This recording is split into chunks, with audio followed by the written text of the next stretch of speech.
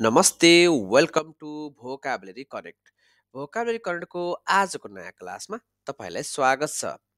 आजको क्लासमा हामी सिक्नेछौँ इन्टरमिडिएट इङ्ग्लिस फर नेपाली अर्थसहित सिक्नेछौँ जुन सिरिज 20 रहेको छ। योभन्दा अगाडि मैले सिरिज 1 देखि सिरिज 19 सम्मका अङ्ग्रेजी शब्दहरू नेपाली अर्थसहितका भिडियोहरू अपलोड गरिसकेको छु। ती भिडियो तपाईँले हेर्नुभयो भने अझै धेरै तपाईँ इन्टरमिडिएट इङ्ग्लिस वर्डहरू नेपाली अर्थसहित सिक्नुहुनेछ।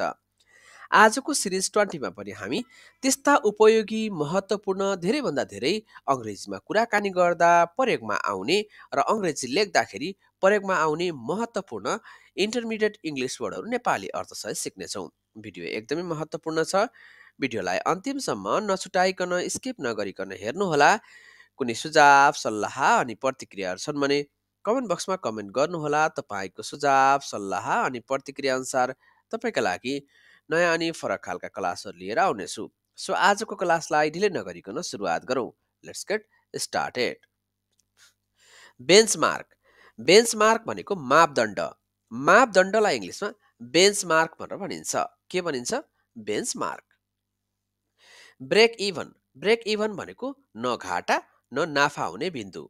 न घाटा न नाफा हुने बिन्दुलाई इङ्ग्लिसमा ब्रेक इभन भनेर भनिन्छ। के भनिन्छ? Brake even. कन्सोर्टियम। कन्सोर्टियम भनेको के हो त? साझेदारी समूह सङ्घ। साझेदारी समूह सङ्घलाई के भनिन्छ त? कन्सोर्टियम भनेर भनिन्छ। कन्सोर्टियम। डाइभर्सिफिकेसन। डाइभर्सिफिकेसन भनेको के हो त? विविधीकरण। विविधीकरणलाई इङ्ग्लिसमा डाइभर्सिफिकेसन भनेर भनिन्छ। डाइभर्सिफिकेसन। डिप्रिसिएट। डिप्रिसिएट भनेको के हो त? मूल्य घट्नु। कुनै पनि सामानहरू प्रयोग गरिसकेपछि त्यसको मूल्य घट्छ। त्यो मूल्य घट्नुलाई इङ्ग्लिसमा डिप्रिसिएट भनेर भनिन्छ। Depreciate. Due diligence. Due diligence भनेको के हो त?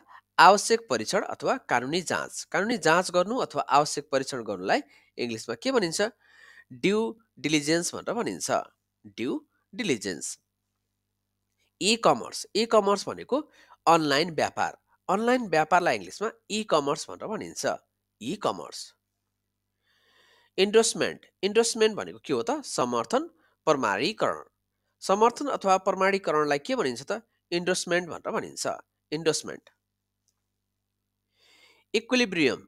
इक्विलिब्रियम भनेको के हो त? सन्तुलन। सन्तुलनलाई इङ्ग्लिसमा इक्विलिब्रियम भनेर भनिन्छ। Equilibrium. Feasibility.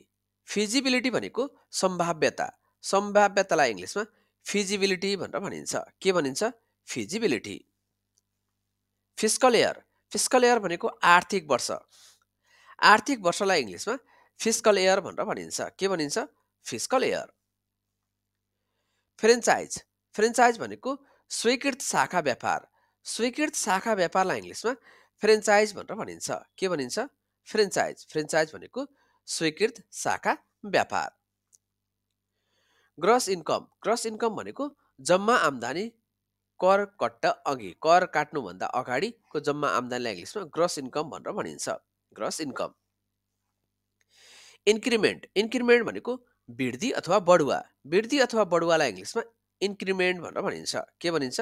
Increment. Influx. Influx भनेको प्रवेश बढ्नु, आगमन हुनु। आगमन अथवा प्रवेश बढ्नुलाई इङ्ग्लिसमा इन्फ्लक्स भनेर भनिन्छ। के भनिन्छ? इन्फ्लक्स। इन्भेन्टरी। इन्भेन्टरी भनेको के हो त? भण्डार, स्टक सूची। इन्भेन्टरी भनेको के हो त? भण्डार अथवा स्टक सूची। इन्भेन्टरी। लायबिलिटी। लायबिलिटी भनेको के हो त? दायित्व, ऋण। दायित्वलाई इङ्ग्लिसमा लायबिलिटी भनेर भनिन्छ। के भनिन्छ? लायबिलिटी। लिक्विडिटी। लिक्विडिटी भनेको नगदमा रूपान्तरण गर्ने क्षमता। नगदमा रूपान्तरण क्षमतालाई इङ्ग्लिसमा के भनिन्छ? लिक्विडिटी भनेर भनिन्छ। लिक्विडिटी। मर्चन्डाइज। मर्चन्डाइज भनेको के हो त? बेचबिखनका सामान।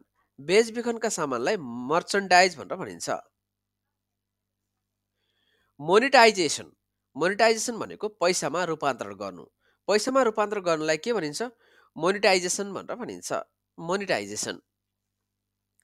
नेगोसिएटर। नेगोसिएटर भनेको के हो त? सम्झौताकर्ता। सम्झौताकर्तालाई इङ्ग्लिसमा नेगोसिएटर भनेर भनिन्छ। के भनिन्छ? नेगोसिएटर। आउटसोर्स। आउटसोर्स भनेको बाहिरबाट सेवा लिनु। बाहिरबाट सेवा लिनु अथवा दिनुलाई इङ्ग्लिसमा आउटसोर्स भनेर भनिन्छ। आउटसोर्स। पेबल। पेबल भनेको तिर्न बाँकी रकम। तिर्न बाँकी रकमलाई पेबल भनेर भनिन्छ। के भनिन्छ? पेबल। पेबल भनेको तिर्न बाँकी रकम। पोर्टफोलियो। पोर्टफोलियो भनेको लगानी अथवा कामको सङ्ग्रह। लगानी अथवा कामको सङ्ग्रहलाई पोर्टफोलियो भनेर भनिन्छ। पोर्टफोलियो। प्रोक्युमेन्ट। प्रोक्युमेन्ट भनेको खरिद प्रक्रिया। खरिद प्रक्रियालाई इङ्ग्लिसमा प्रोक्युमेन्ट भनेर भनिन्छ। प्रोक्युमेन्ट। कोटा। कोटा भनेको निर्धारित हिस्सा। निर्धारित हिस्सालाई इङ्ग्लिसमा कोटा भनेर भनिन्छ। के भनिन्छ? कोटा। रिसिजन। रिसिजन भनेको आर्थिक मन्दी। आर्थिक मन्दीलाई इङ्ग्लिसमा रिसिजन भनेर भनिन्छ। के भनिन्छ? रिसिजन। रिफाइनान्स। रिफाइनान्स भनेको ऋण पुनः संरचना। ऋण पुनः संरचनालाई इङ्ग्लिसमा रिफाइनान्स भनेर भनिन्छ। रिफाइनान्स। रेमिटान्स। रेमिटान्स भनेको विदेशबाट आएको रकम। विदेशबाट आएको रकमलाई रेमिटान्स भनेर भनिन्छ। Remittance. Revenue stream. Revenue stream भनेको आम्दानीको स्रोत। आम्दानीको स्रोतलाई इङ्ग्लिसमा रेभिन्यू स्ट्रिम भनेर भनिन्छ। Revenue stream. रोयल्टी। रोयल्टी भनेको प्रतिलाभ प्रयोग शुल्क। प्रतिलाभ प्रयोग शुल्कलाई इङ्ग्लिसमा रोयल्टी भनेर भनिन्छ। रोयल्टी। स्क्यालेबिलिटी। स्क्यालेबिलिटी भनेको के हो त? विस्तार गर्न सकिने क्षमता। Scalability. Stakeholder. Stakeholder भनेको सरोकारवाला।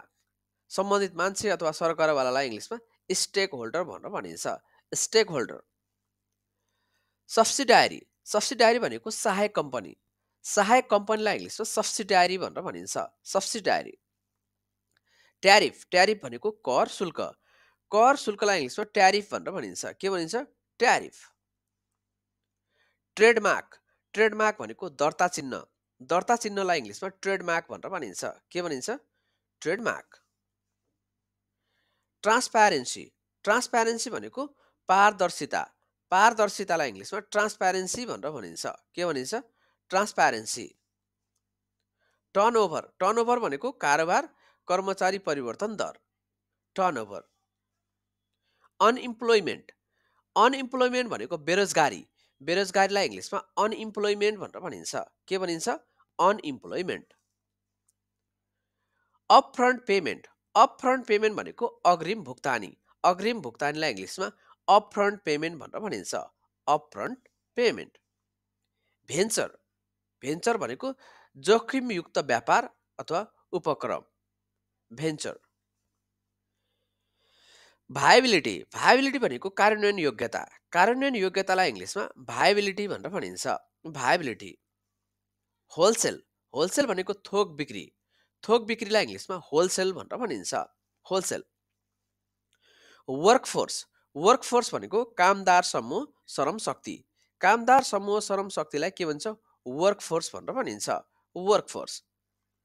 यिल्ड। यिल्ड भनेको फाइदा अथवा उत्पादन। फाइदा अथवा उत्पादनलाई यिल्ड भनेर भनिन्छ। Yield. Accounting cycle. Accounting cycle भनेको लेखा चक्र। लेखा चक्रलाई इङ्ग्लिसमा अकाउन्टिङ साइकल भनेर भनिन्छ।